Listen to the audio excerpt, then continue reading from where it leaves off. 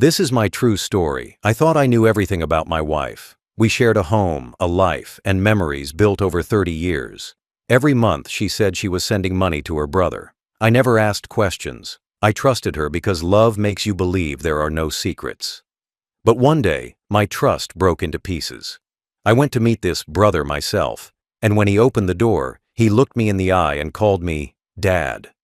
My whole world stopped.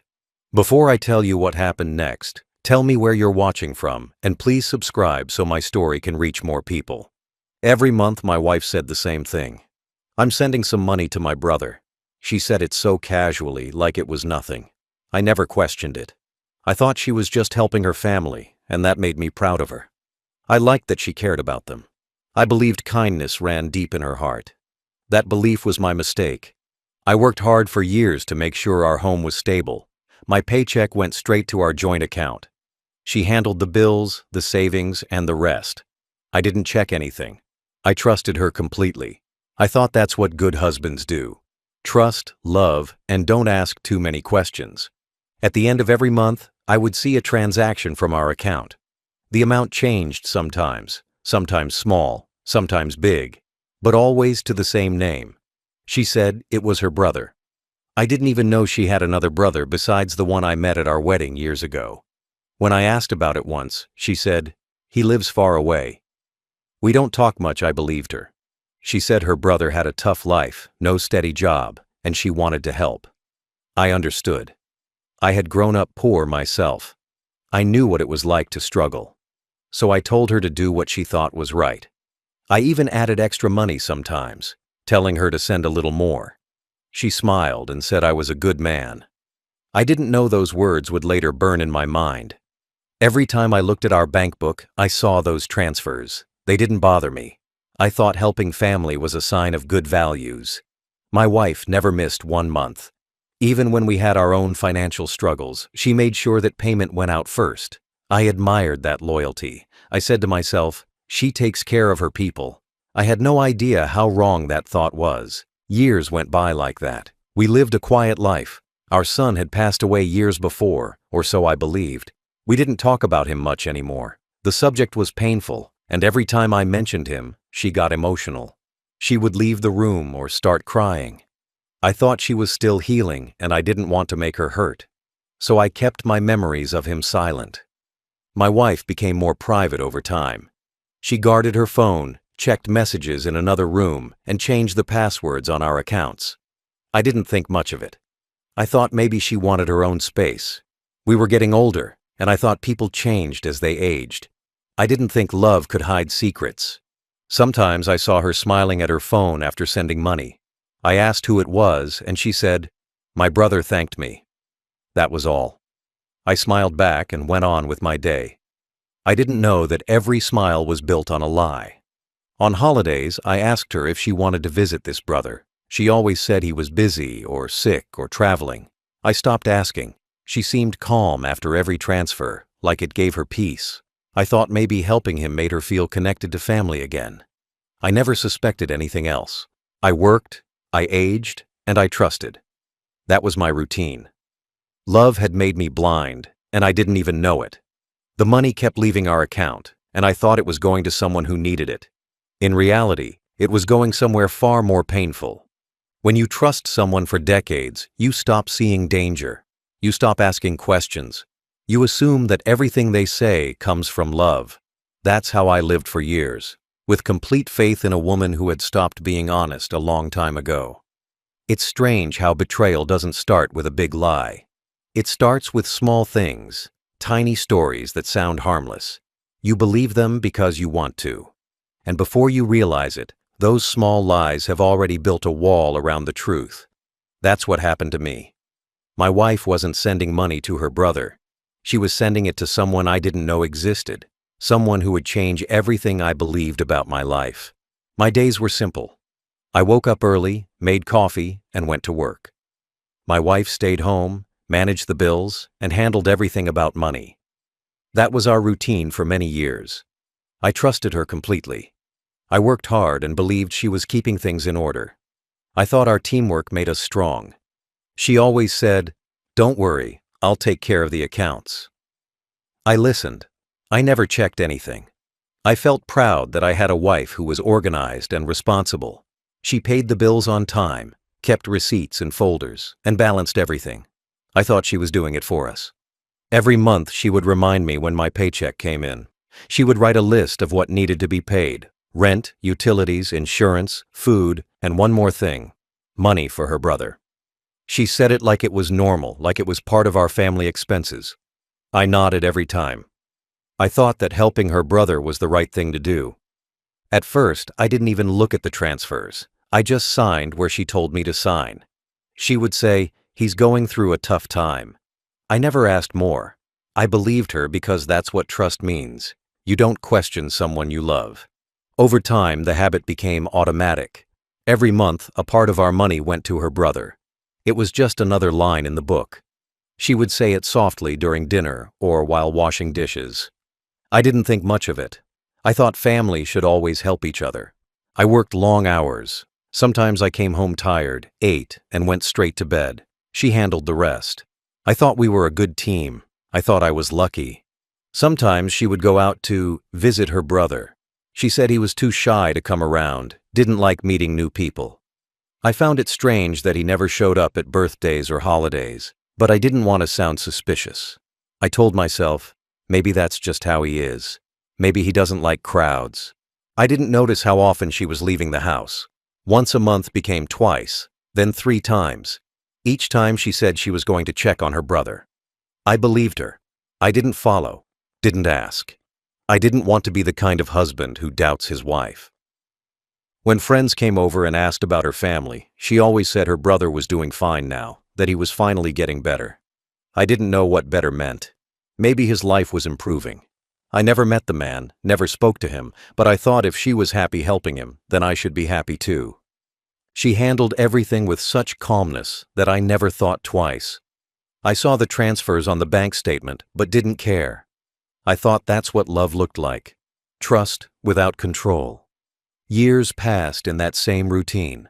I worked, she sent money, and life moved on. Our conversations grew smaller, our time together less. But I thought that's normal in long marriages. People grow quiet, busy, older. I never thought the quiet could be hiding something. Looking back now, I see how easy it was to miss the signs. The passwords that changed, the papers she kept in a locked drawer, the sudden calls she took outside, the way she ended conversations when I entered the room. At that time, I thought she just wanted privacy. I didn't realize privacy had become secrecy. Every month, the same money left our account, and I thought nothing of it. I believed she was doing something good, something kind. I didn't know that behind those transactions was a lie that would destroy everything I believed about love, trust, and family. I kept working, kept earning, kept trusting. That was my routine. She kept sending money, kept smiling, kept lying. That was hers. When you live with someone for so long, you stop questioning small things. You think you know them completely. You think love means never checking behind the curtain.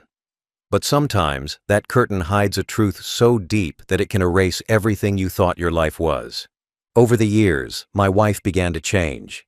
She was still kind on the surface, still smiling, still gentle, but something deeper in her had shifted. She started to avoid conversations about the past, especially about our son. Whenever I mentioned his name, she would tense up. Her eyes would fill with tears, and she would say, "Please, don't talk about it." I thought she was still hurting. I thought time had not healed her. I didn't realize that her pain was not grief, it was guilt. After our son's supposed accident, she became quiet. She didn't want to look at his photos or visit his grave.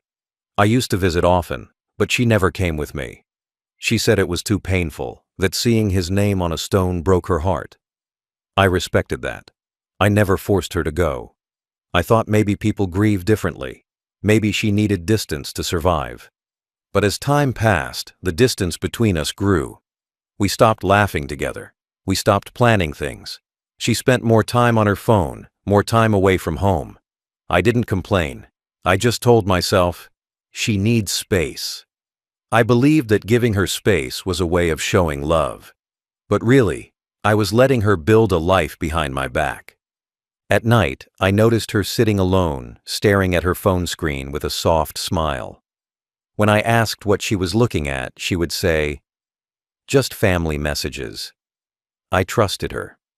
I had no reason not to. I never imagined that those messages were connected to something she was hiding from me. Something about our son. I remember one night clearly.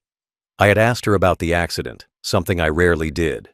I wanted to know how she managed to stay so strong after losing him. Her reaction shocked me. She turned cold, defensive, almost angry. She said I was trying to reopen old wounds. I apologized immediately. I didn't want to hurt her. I just wanted to remember him together, like parents should. That was the last time we ever spoke about him. After that, she kept her distance. She became careful with her words. She avoided eye contact when we talked about anything personal. She slept facing the other side of the bed, her back turned to me. I told myself it was age, or maybe stress. I never thought it could be something darker. On weekends, she would say she was visiting her mother or her brother. She always left early and came back late. I offered to drive her a few times, but she refused. She said she didn't want to trouble me. I accepted it. I wanted to be a good husband, the kind who trusted his wife completely. But something inside me started to feel uneasy. I couldn't explain it. It wasn't jealousy or suspicion. It was confusion. The woman I married was slipping away, and I didn't understand why. She smiled less around me but laughed when she read messages on her phone. She looked tired, but it wasn't the tiredness of age. It was the tiredness of hiding something. I began to notice little things. She changed passwords on her accounts. She took calls outside the house. When I asked who it was, she said, "Family," or "work." I wanted to believe her, so I did. Every lie was wrapped in a truth I had already accepted. Sometimes she would disappear for hours and come back with excuses. I stopped by the grocery store, or I met a friend. I stopped asking questions. I thought if I trusted her enough, everything would be okay. I didn't know that my silence was giving her more space to lie.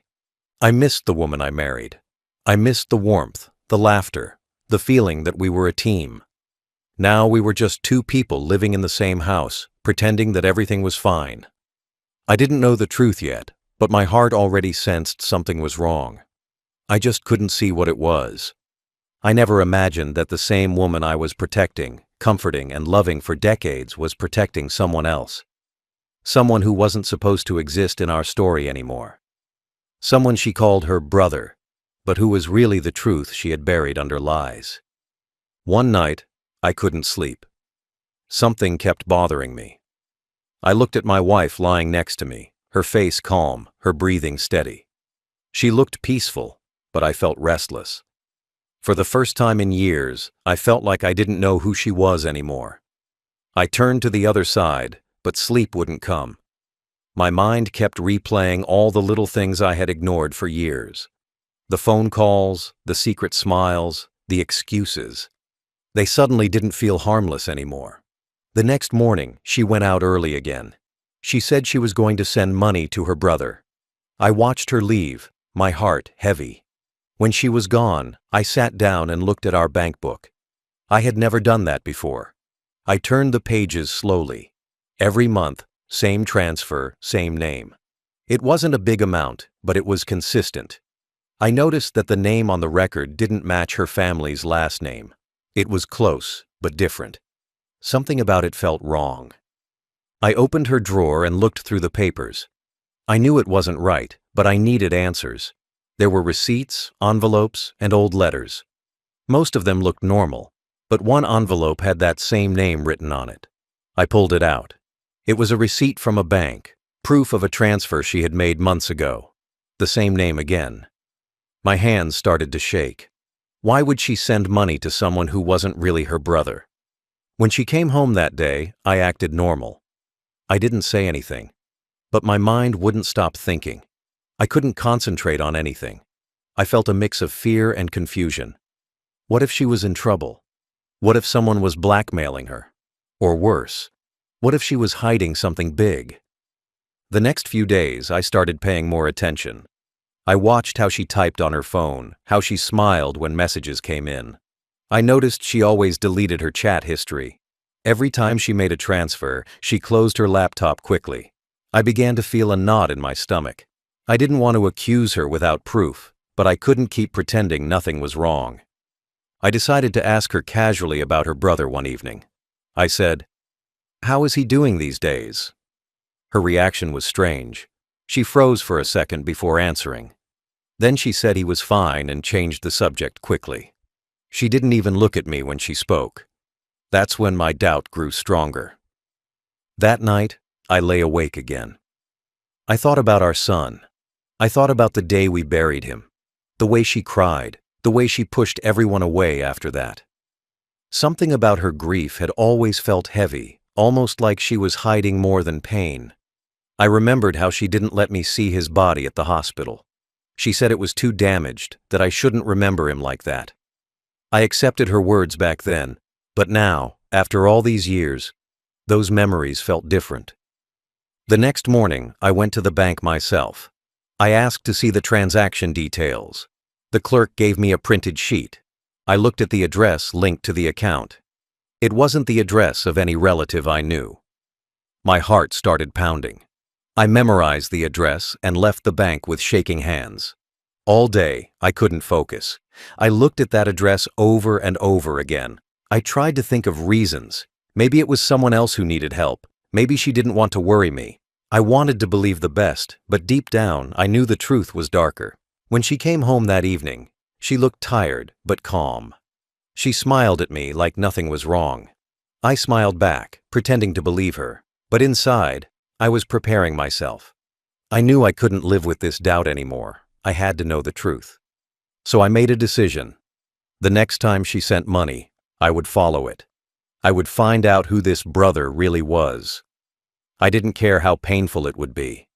I just needed to see the truth with my own eyes, even if it destroyed everything I thought I knew about my wife and my life. The next morning, I woke up before sunrise. I didn't tell my wife where I was going. She thought I was heading to work early, but I had already taken the day off. I needed answers, and I couldn't wait any longer. I took the small paper with the address from my wallet. My hands were trembling as I looked at it again. The letters felt heavy, like they carried the truth I wasn't ready to face. I drove across town, far from the streets I usually went through. The address led me to a quiet neighborhood on the edge of the city. The houses were small, old, but clean. Children played outside, dogs barked in the distance. It didn't look dangerous, it looked ordinary. But my heart was racing. I kept thinking, what am I going to find here? I parked the car near a small house with a faded blue door. The number matched the one on the paper. My heart pounded so hard that I could hear it in my ears. I sat there for a few minutes, just staring.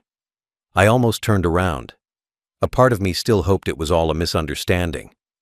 Maybe it really was her brother. Maybe I was just being foolish. But something stronger pushed me to step out of the car. I walked to the gate slowly. My hands were sweating. The morning air was cool, but I could feel heat rising inside me. I pressed the doorbell once. Nothing happened. I waited a few seconds, then pressed it again. The door opened. A young man stood there. He couldn't have been more than 20. He looked healthy, confident, and somehow familiar.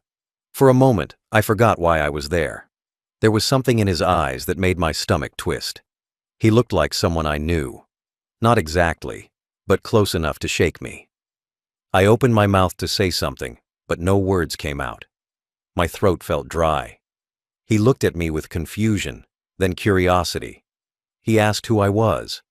I tried to answer, but before I could, I heard a voice from inside the house. A woman's voice. My wife's voice. My body froze. I couldn't move. I couldn't breathe. It felt like the ground under me had disappeared. The young man turned his head and shouted toward the inside, "Mom, someone's here." Then he looked back at me, and that's when he said it. Just one word. Dad. That single word hit me harder than anything in my life. I felt dizzy, like the world had stopped spinning. My heart felt like it had broken open inside my chest. For a few seconds, everything around me went silent. I could hear my own breathing, short and heavy. My wife came to the door then. She saw me and turned pale. Her hands started shaking. I saw fear in her eyes. Not fear of me, but fear of the truth finally standing in front of her. I looked from her to the young man again, and in that instant, I knew. I didn't need anyone to explain. I could see it in his face. I could see it in hers. The brother wasn't her brother. He was our son, the same boy I thought I had buried years ago. My wife had lied.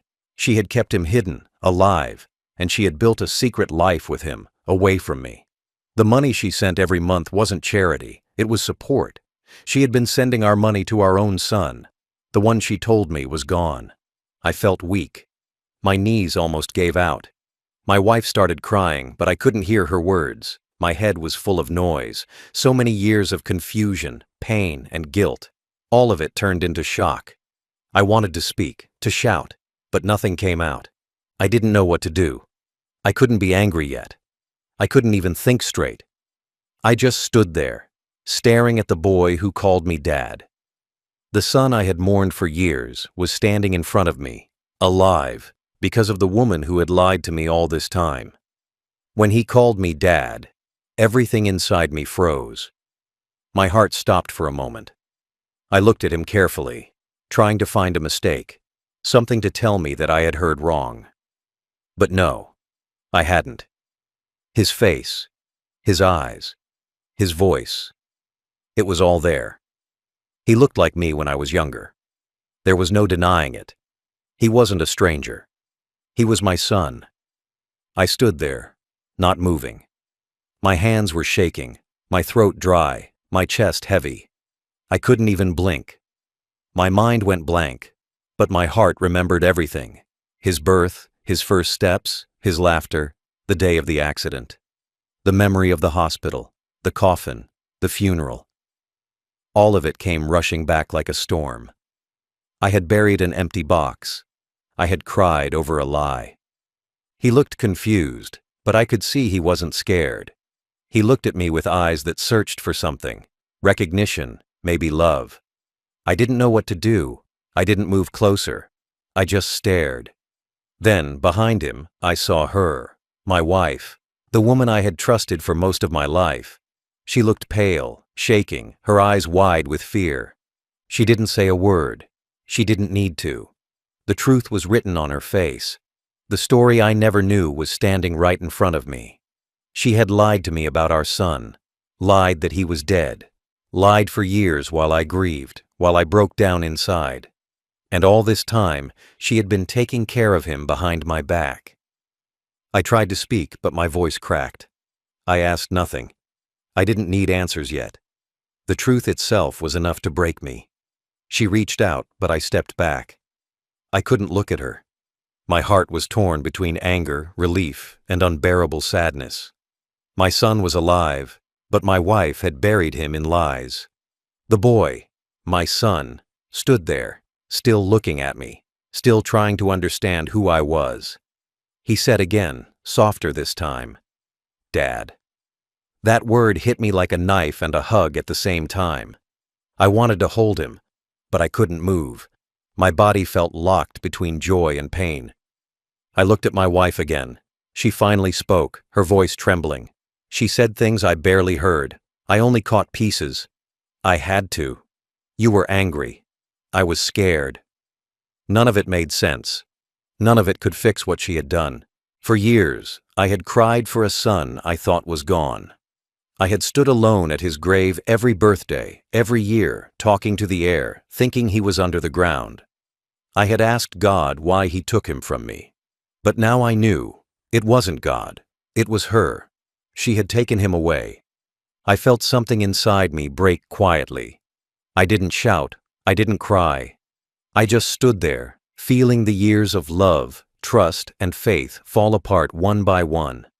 Every memory of my wife, every moment we shared, now looked different. Every tear she cried for our son was fake. Every word of comfort she gave me was a lie.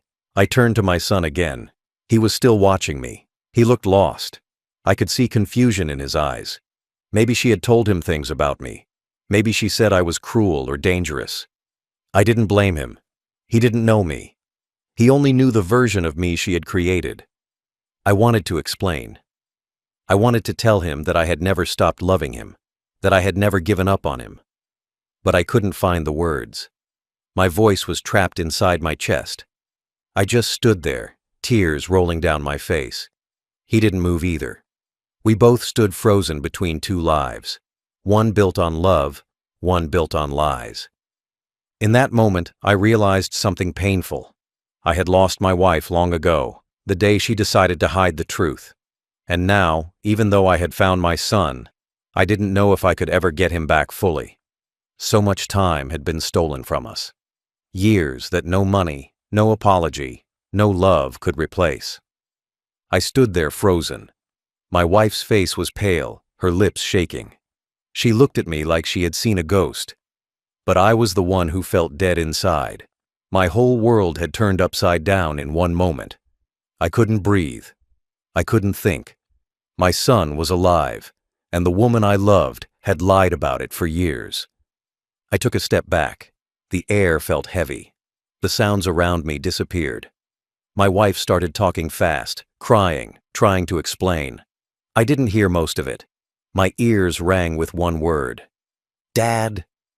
That single word from my son replayed in my head like a broken record. It hurt more than anything I had ever felt. She said she was scared. Scared of what I might do when the accident happened. Scared that I would blame her. She said she wanted to protect him. But none of it made sense. Protect him from what? From me? From his own father?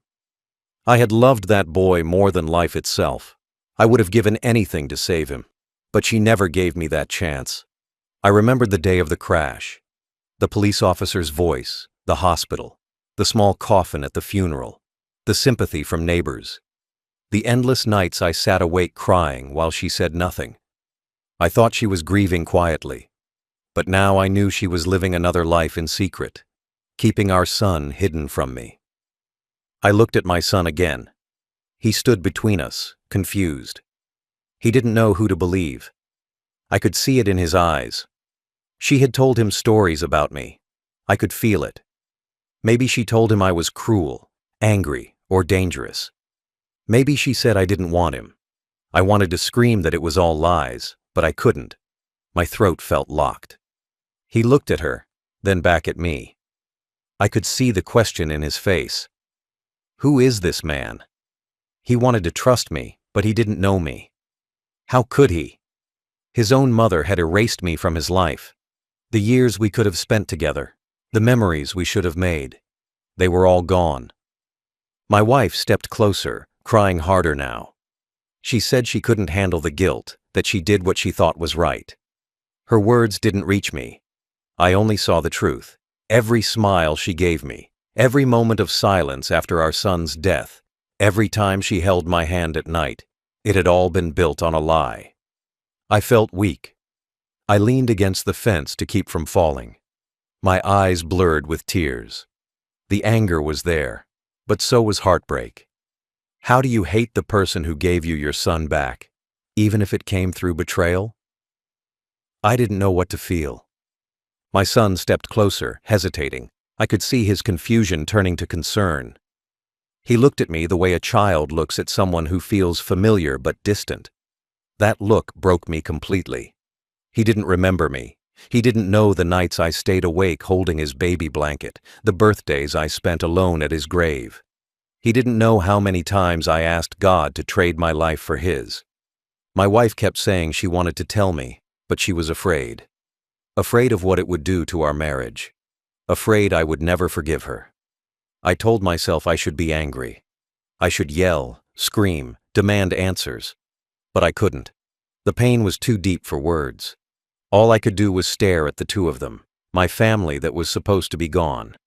They were right there, breathing, alive, but everything between us was broken. I had been a husband living with lies and a father grieving a child who wasn't dead. The truth should have brought peace, but all it brought was pain. I wanted to take my son's hand, to tell him everything, but I knew this moment would stay with me forever. The moment I met my son again, and realized I had lost my wife for good. I stood there in silence. My wife tried to talk, but I couldn't listen. The truth came at me in pieces, slow and heavy. She started telling me everything, her voice shaking, her hands covering her face. I just stood still, watching her fall apart and realizing she had already broken me long before that moment. She said the accident wasn't what I was told. The crash was real, but our son wasn't dead. He had been badly hurt, in the hospital for weeks. She said she didn't call me because she was afraid I would blame her for what happened. She said she thought I would hate her for losing control of the car. When the hospital released him, she took him to another town. She didn't tell me. She changed his last name, told him his father didn't want him. She said she did it to protect him from me. I couldn't believe it. I was the man who worked day and night for that boy. I loved him more than my own life. But she had made me the villain in his story. She told me she had lived 2 lives, one with me, a house, a routine, a marriage built on lies, and another one with him, a hidden home, a secret bond, built with my money and her guilt. Every month, the money I earned went to support them, the same money I thought was helping her brother. I couldn't stop shaking. My chest felt tight, my throat burned. Every word she said felt like a knife. The truth was too big to take in at once. She said she wanted to tell me many times, but fear stopped her. She said she didn't know how to fix what she had done. So she kept lying, month after month, year after year, hoping I'd never find out. She said our son had grown up thinking I was the reason they couldn't be together, that I had abandoned them. She said she didn't mean for it to go so far. But it had. Now, the truth had finally come out, and there was no way to take it back. I looked at my son. He stood there, silent, watching both of us. I could see confusion in his eyes, and pain too. He had been living with lies all his life. He didn't know who to believe. The man standing in front of him or the woman who raised him. I wanted to reach out, but I didn't. I didn't want to scare him. My wife fell to her knees, crying. She kept saying she was sorry, but sorry didn't mean anything anymore.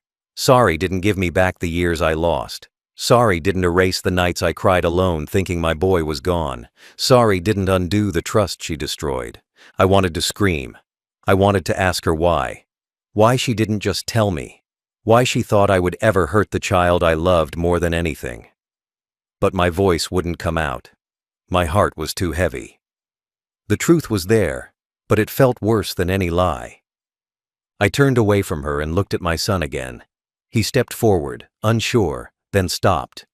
We just looked at each other for what felt like forever. His eyes were full of questions, mine were full of pain. I wanted to tell him everything, the truth about me, about her, about love and betrayal. But I couldn't. There were no words strong enough. In that moment, I realized how much a single lie can destroy. Not just a marriage, not just trust, but an entire life. My wife thought she was protecting him. But all she did was take away his right to know his father. She took away my right to watch him grow. She stole our family. The truth didn't set me free. It broke me. It tore everything I believed apart. I stood there with tears running down my face, knowing that even though I had found my son again, I would never get back the years she took from us. Some truths come too late to heal anything. They only leave scars. After that day, nothing felt real anymore. I went home, but it didn't feel like home. Every wall, every photo, every memory felt like a lie. The same rooms where we once laughed were now filled with silence. My wife tried to talk, tried to explain, but I didn't want to hear her voice. The sound of her words hurt more than her silence ever did. I sat in the living room that night, staring at the family photo on the wall. Me, her, and our son. I thought that picture was all I had left after the accident.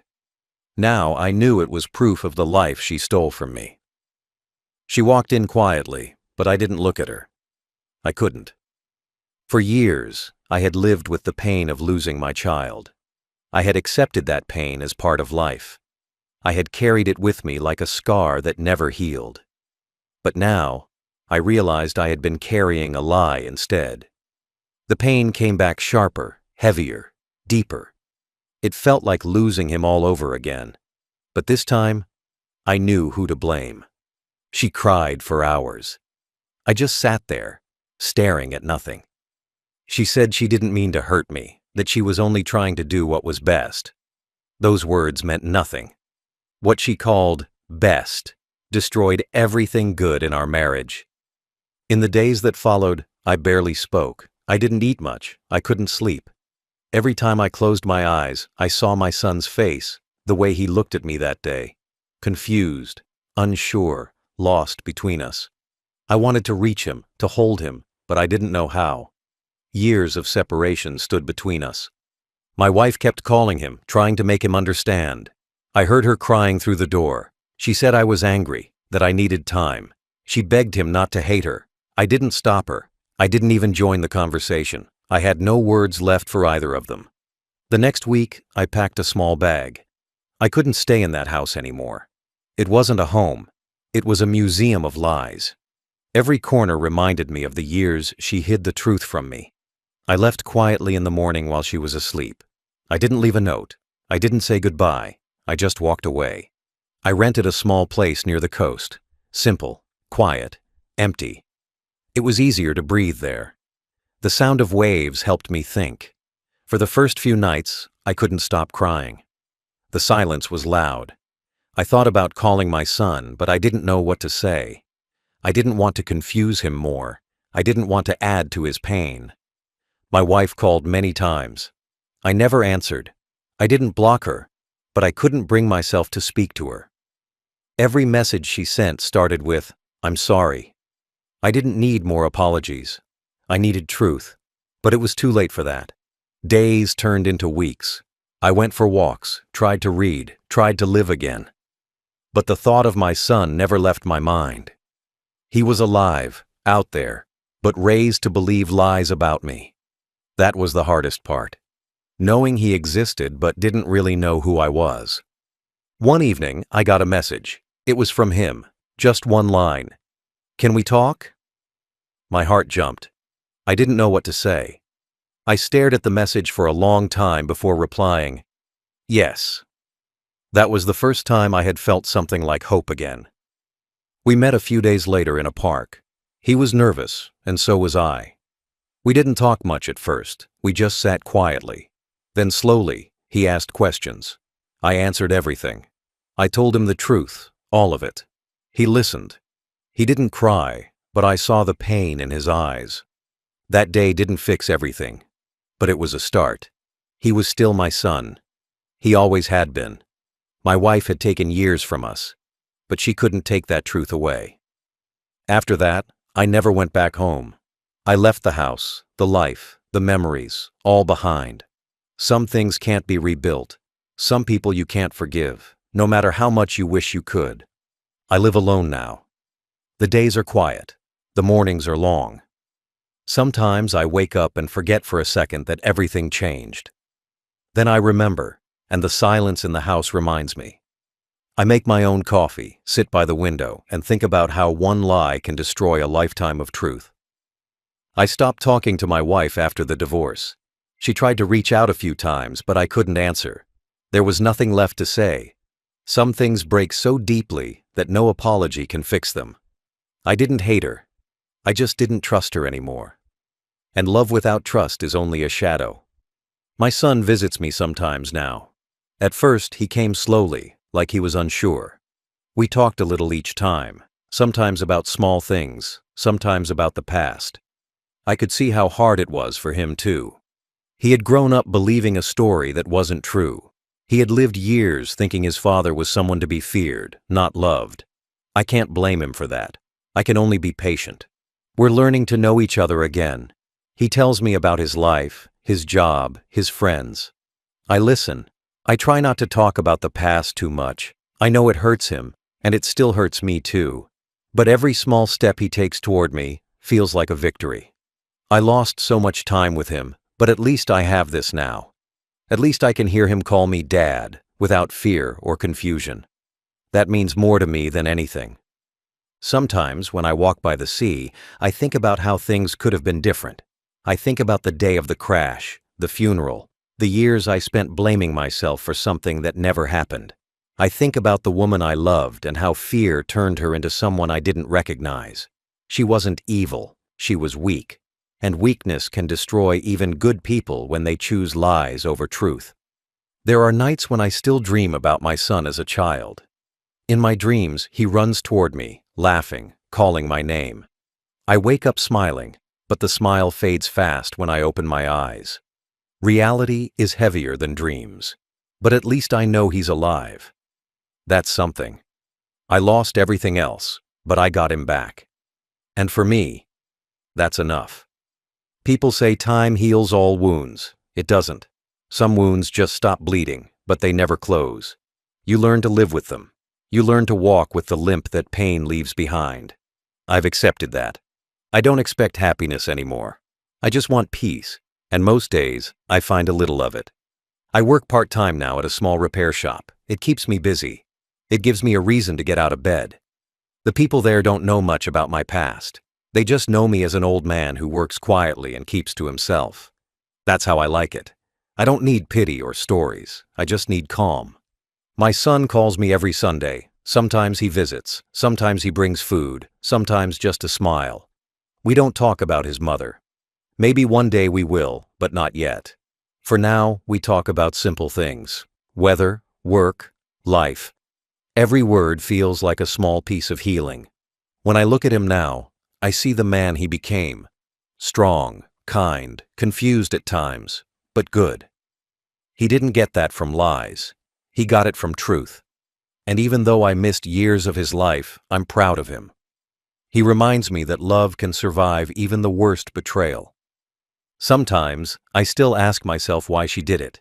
Maybe I'll never understand. Maybe some questions aren't meant to be answered. But one thing I know for sure. Truth always finds a way out. You can bury it, hide it, even kill a part of yourself to keep it secret. But one day, it shows up at your door and calls you Dad. I lost a wife, but I found my son again. I lost my trust, but I found my strength. And though my heart still carries pain, it also carries peace. Because now I live with the truth, and that finally is enough.